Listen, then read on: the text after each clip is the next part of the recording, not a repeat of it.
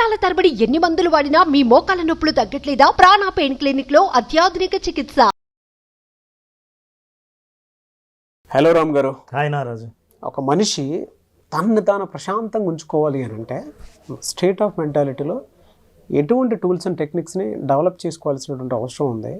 ఒక మనిషి ప్రశాంతత కోల్పోవడానికి ఎక్కువ కారణాలు ఏవి హాంట్ చేస్తూ ఉంటాయంటారు అసలు?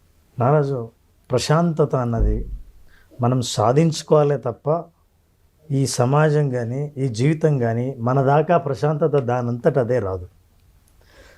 మనకు బయట జరిగే సంఘటనలు అనుభవాలన్నీ వాటి శక్తి 10% అయితే దాన్ని కంట్రోల్ చేసుకోగలి అర్థం చేసుకొని మేనేజ్ చేయగల శక్తి మనిషికి 90% ఉంటుంది.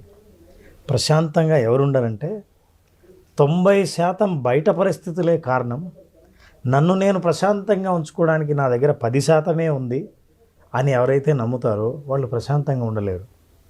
వీళ్ళు ఇంకా నేను 10% అంటే ఎక్కువ చెప్పాను, కొంతమంది నా చేతిలో ఏమీ లేదనుకుంటారు.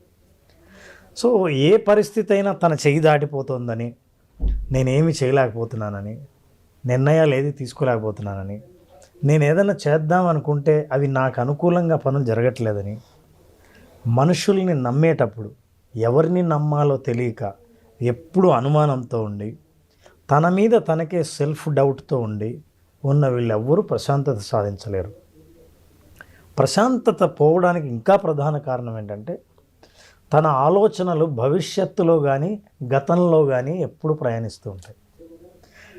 భవిష్యత్తులోకి ప్రయాణించినప్పుడు ఆందోళన, నాకు పెళ్ళి అవుతుందా, జాబ్ వస్తుందా, నేను ఇది సాధించగలుగుతానా, అసలు ఇది నా వల్ల సాధ్యమేనా అనేది భవిష్యత్తు.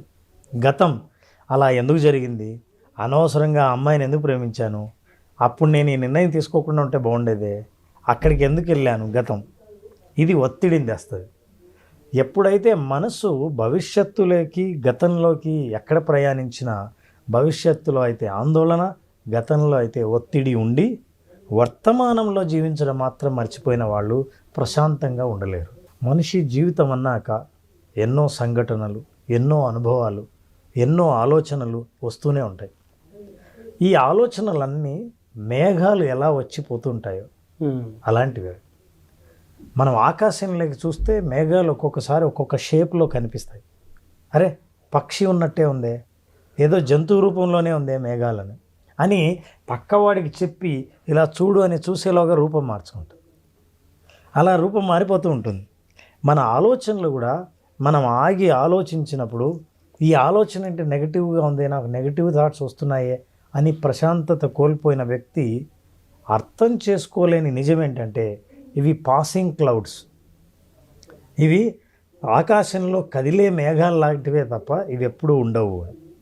ఈ ఆలోచనల్లో మనకు వచ్చే ఈ రాగద్వేషాలు ఏవైతే ఉన్నాయో, మనిషికి జీవితంలో ప్రతి భావాన్ని మన మైండ్, మన బాడీ ఫీల్ అవుతూనే ఉంటుంది. ఎప్పుడైతే ఆ ఎక్స్ట్రీమ్ ఎమోషన్స్ని టచ్ అయ్యారో దాన్ని ఫీల్ అవుతూ పోతే మీరు అక్కడే ఆగిపోతారు. ఇవి మేఘాల్లాగా వాటిని ఆస్వాదించి అబ్జర్వ్ చేస్తే అవి ఆలోచనలాగే వచ్చి వెళ్ళిపోతాయి. ఆలోచన ఫీలింగ్గా, ఫీలింగ్ ఎమోషన్గా, ఈ ఎమోషన్ నుంచి పుట్టే ప్రవర్తనలు అప్పుడు ప్రమాదకరంగా ఉండి మనిషి ప్రశాంతత కోల్పోతాడు. అన్కంట్రోల్డ్ అయిపోతుంది. బిహేవియర్ అయితే ప్రశాంతత కోల్పోయిన తర్వాత దేని మీద ఇంట్రెస్ట్ ఉండదు, పని మీద ధ్యాస ఉండదు, ఏకాగ్రత తప్పిపోయి ఉంటాము. దానితో పాటు ఏదన్నా చేద్దాము అనుకున్నటువంటి ఆలోచన వచ్చిన మోటివేషన్ ఉండదు. మీరు ఇలాంటి పరిస్థితుల్లోనే బిహేవియరల్ ఆస్పెక్ట్ అలా ఒక్కొక్కటి చేంజ్ అవ్వకుంటూ వస్తూ ఉంటుంది. ప్రతి ఆలోచన నుంచి ఒక భావన కలుగుతుంది, ఫీలింగ్స్, థాట్స్, ఫీలింగ్స్. ప్రతి ఫీలింగ్ నుంచి ఎమోషన్ వస్తుంది, భావనలు వస్తాయి. ఈ ఎమోషన్ ఏం చేస్తుందంటే it will give you a decision what to make. So దీంతో ప్రశాంతత కోల్పోవడానికి కారణం ఏంటంటే నేనేం చేయాలో తెలియనప్పుడు, 4 రోడ్ల కూడలిలో దారి తెలియని వాడు నిలబడినప్పుడు మీరు ప్రశాంతతను పూర్తిగా కోల్పోతారు. ప్రశాంతత పొందాలంటే మొట్టమొదటి చేయవలసిన పనిని, నీ మనస్సుని ఎక్కడ ప్రయాణం చేస్తుందో దాన్ని ఎట్లయితే గాలిపటం తాడు పెట్టి గాలిపటాన్ని ఇలా లాగుతామో మళ్ళీ మన దగ్గరికి, అలా ఆలోచనలను లాగి ప్రజెంట్ టెన్స్లోకి తీసుకురావాల్సిన అవసరం ఉంది. తీసుకురావాలంటే మరి ఎలా? దూరంగా వెళ్ళిన ఆలోచనలను దగ్గరికి తీసుకురావాలంటే, గతంలోకి వెళ్ళిన ఆలోచనలు ఇక్కడికి తీసుకురావాలి, భవిష్యత్తులోకి వెళ్ళిన ఆలోచనలు ఇక్కడికి తీసుకొస్తే ఇప్పుడు ఏం జరుగుతుందో నేను ఆలోచించగలను.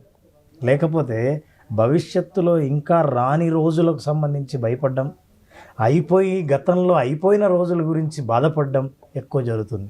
కాబట్టి ఆ రెండింటిని బంద్ చేసి ఇక్కడికి తేవాలి. పురాణాల్లో ఏమైనా చెప్పబడిందా సార్ దీనికి సంబంధించి? భగవద్గీత కంటే మనకు గొప్ప రెఫరెన్స్ ఏముండదు. రెఫరెన్స్లో మనిషి స్థితప్రజ్ఞత ఎట్లా సాధించాలి అనేది కృష్ణుడు ఏం చెప్పాడు? రాగద్వేషాలకు అతీతంగా భయము, రాగము, క్రోధము వీటన్నిటికీ లొంగిపోయి ఎక్స్ట్రీమ్ ఎమోషన్స్కి బానిస కాకుండా సమానంగా మనం ఎప్పుడైతే వాటిని ఆస్వాదించడం మొదలు పెడతామో అదే స్థితప్రజ్ఞత అంటే.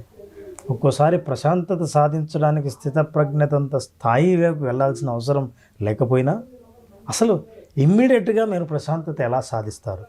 ఎలా సార్ అది? ఆలోచనలను ఇక్కడికి, ఈ రూమ్కు, ఇక్కడికి, నాగరాజు దగ్గరికి ఎలా తీసుకురావాలి ఒకసారి తెలిసి. ఇప్పుడు ఎవరైనా సరే ఇట్లా ప్రశాంతత కోల్పోయాను, నాకు ఆలోచన తట్టడం లేదు, ఏం చేయాలో నేను నిర్ణయించుకోలేకపోతున్నా అన్న వ్యక్తులు ఇప్పుడు మనం చేయబోయే పని చేస్తే ఖచ్చితంగా సాధిస్తారు. ఏ పని సార్ అది? సో నాగరాజు, మనం ఏం చేద్దామంటే రిలాక్సేషన్, ప్రశాంతత అంటే అదే. ఆ రిలాక్సేషన్ని ఎలా సాధించాలి? బ్రెయిన్ లెవెల్లో, బాడీ లెవెల్లో, ఫిజికల్గాను మెంటల్గాను ఆ రిలాక్సేషన్ సాధించే ప్రయత్నం చేద్దాం మనం. అలాగే. సో నా ఇన్స్ట్రక్షన్స్ వింటూ నేనేం చెప్తున్నానో అవి మాత్రం భావిస్తూ, ఊహిస్తూ, అలాగే నువ్వు ఫీల్ అవుతే నీ శరీరం, బ్రెయిన్ రిలాక్స్ అవుతుంది. ఆ రిలాక్స్ అవుతున్న వాటి సిగ్నల్స్ కూడా నీకు ఎలా అందుతాయో నేను చెప్తాను. ఓకే. సో చాలా sir, please close your eyes, keep your back straight. Nagaraju, take a deep breath. నేను చెప్పేంత వరకు కళ్ళు తెరవకుండా నేను చెప్పిన ప్రతి మాటను అలాగే భావిస్తూ వెళ్ళు. Take a slow deep breath and breathe out. Breathe in and breathe out. Breath చేస్తున్నప్పుడు శ్వాస మెల్లిగా ముక్కులోంచి, ముక్కు రంధ్రాల నుంచి శ్వాసకోశంలోకి వెళ్తూ ఊపిరితిత్తుల్లోకి వెళ్ళటాన్ని, ఆ ప్రయాణాన్ని అబ్జర్వ్ చేయాలి.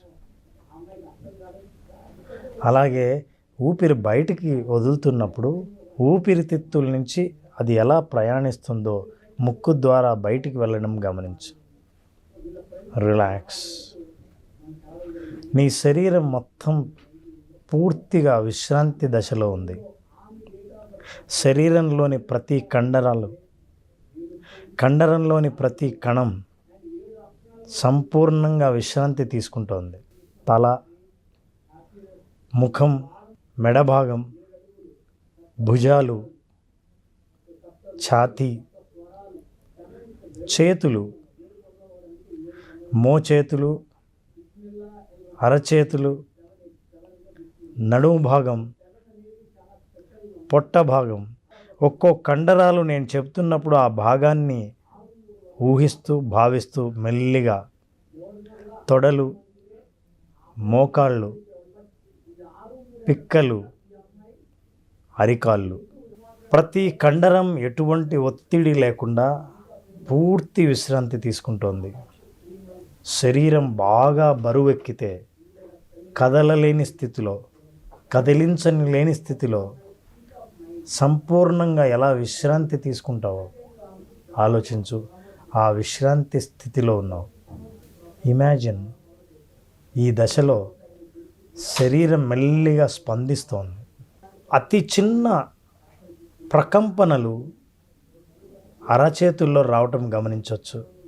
నిద్రావస్థకి, చేతనావస్థకి మధ్యలో నా మాటల్ని వింటూ శరీరం బాగా రిలాక్స్ అవుతోంది. Relax, relax. When you are relaxing, ఆలోచనలు కానీ, ఇటువంటి భావాలు కానీ, భావోద్వేగాలు, భావనలు, ఆలోచనలు, నిర్ణయాలు ఇవేవి మైండ్లో లేకుండా సంపూర్ణ విశ్రాంతి తీసుకునే దశలో ఉన్నాం. రిలాక్స్. జాగ్రత్తగా గమనిస్తే ఇప్పుడు నీ శరీరం సంపూర్ణ విశ్రాంతి స్థితిలో ఉంది. రిలాక్స్. సో నాగరాజు, నా మాటల్ని ఇప్పుడు మళ్ళీ జాగ్రత్తగా వింటున్నావు. ఈ స్థితిలో శరీరంలో అరచేతుల దగ్గర, అరికాలి దగ్గర చాలా సన్నని ఎలక్ట్రికల్ ఇంపల్సెస్, విద్యుత్ ప్రకంపనలు అంటే తిమ్మిరి లాంటివి నీ అరచేతులకి రావటం గమనించవచ్చు. Now you are coming out and listening to my instructions. నా ఇన్స్ట్రక్షన్స్ని జాగ్రత్తగా విని మెల్లిగా బయట ప్రపంచంలోకి అడుగు పెడతావు. 5, 4, 3, 2, 1, 0. Slowly you will wake up. You are bringing up the energy into your body. Again back, your muscles are under your control. నీ కండరాలన్నీ మళ్ళీ నీ అదుపులోకి వచ్చాయి. మెల్లిగా కళ్ళు తెరుస్తున్నావు. Slowly open your eyes. Yes Nagaraju, relax. Come on. 5, 4, 3, 2, 1, 0. మామూలుగా నిద్రపోయావా? నిద్ర వచ్చేసింది సార్. ఏదేమైనా ఒక దశలో నా ఇన్స్ట్రక్షన్స్ కంప్లీట్గా డిస్కనెక్ట్ అయ్యి నిద్రలోకి వెళ్ళిపోయావు. గుర్తుందా నేను ఏం చెప్పాను? ఎంతవరకు గుర్తుందా? గుర్తులేదు సార్. మొదట్లో కొద్దిగా చెప్పింది గుర్తుంది, ఆ తర్వాత లేదు. మీరు శ్వాస మీద ఎప్పుడైతే తీసుకెళ్ళిపోయారో. How is the relaxation? మీరు చెప్పాలి సార్, నాది అంత అన్కంట్రోల్ కదా. నేను పవర్ నాప్ తీసుకొని are you feeling relaxed, light, చాలా లైట్గా ఉంది. చాలా రకరకాల మెంటల్ ట్రామాలో ఉండి, దాంతోపాటు ఈ పని అవత్రి అని చెప్పేసి జనరల్గా రెగ్యులర్ షెడ్యూల్సే మనకు కనిపించేదంటే అయ్యేం లేవు కదా. శ్వాస మీద ధ్యాసకి ఎప్పటికైతే వెళ్ళిపోయిందో ఆటోమేటిక్ బాడీ అన్కంట్రోల్డ్ అయిపోయింది. తర్వాత ఏం జరిగిందో తెలియదు, అది మీరే చెప్పాలి. బట్ నా ఫీలింగ్ బెటర్. పవర్ నాప్ తీసుకున్నంత ఇదిగా ఉంది. ఎన్ని మినిట్స్ ఉన్నాను అట్లా? నేను చెప్తున్నంత సేపు దాదాపు ఒక 2-3 నిమిషాలు పూర్తిగా ఉన్నా. నేను లేపమని బట్ ఒక 1 hour పడుకున్న ఫీల్ ఉంది. 1.5 hour పడుకున్న ఫీల్ ఉంది. Very energetic relaxation. అది అంటే రిలాక్సేషన్ నుంచి బయటకు వస్తూనే వచ్చే ఎనర్జీ ఉంటుంది సార్. అది double the energy compare to the previous state of mind. So పూర్తిగా పడుకుండిపోయావు. నేనే గ్యాప్ ఇచ్చాను. నిజంగా పడుకున్నావా మేలుకున్నావా చూద్దామని. నిద్రపోయావు. సో నేను తర్వాత నా ఫ్రీక్వెన్సీ ఆఫ్ ఇన్స్ట్రక్షన్స్ మార్చాను. మెల్లిగా లేచావు. అయితే ఈ మొత్తం ప్రాసెస్లో గమనిస్తే నారాజు, ఇప్పుడు నీ ఆలోచనలు ఎక్కడికి పంపించాలన్నా పంపించలేవు. భవిష్యత్తు నుంచి, గతం నుంచి, ఆందోళన నుంచి అన్నీ ఒక చోటుకి వచ్చాయి, రిలాక్స్ అయ్యాయి. మైండ్ను ఇంకేం ఆలోచింపజేయలేదు. ఇక నెగిటివ్ థాట్స్కి ఛాన్సే లేదు. నిద్రపోయాను.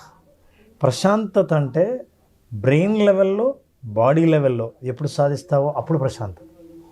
ఆ ప్రశాంతత కూడా ఎలా అని అంటే, మీరు చెప్పిన ఇన్స్ట్రక్షన్ ప్రకారం శ్వాస మీద ధ్యాస మాత్రమే నేను పెట్టాను.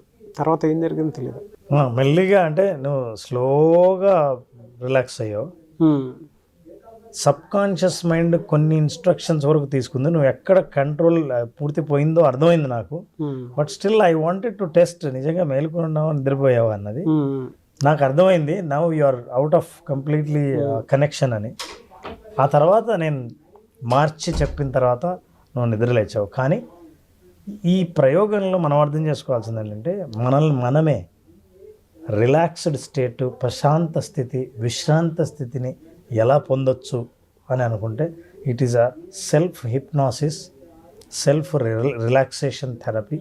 ఇది చేయటం వల్ల చాలాసార్లు ఎప్పుడైతే మజిల్స్ రిలాక్స్ అవుతాయో, మనం ఏదైనా నిర్ణయం తీసుకోవడానికి ఒక ఆలోచన ఫ్రెష్గా చేయటం కోసం సిద్ధంగా ఉంటాం. నాకు బాడీ అంతా లైట్గా ఉంది. దాంతోపాటు కొంచెం ఆ మోకాళ్ళు అది ఇది మనం అటు ఇటు తిరిగి కొంచెం చేసే ఉంటాయి కదా సార్, పెయిన్ అంతా ఒకేసారి సడన్ దిగినట్టుంది. నిజంగానే బాగా రిలాక్స్ అయింది బాడీ మొత్తం. బాడీ మొత్తం relax. Yes, thank you so much Ram గారు. Thank you Narayana.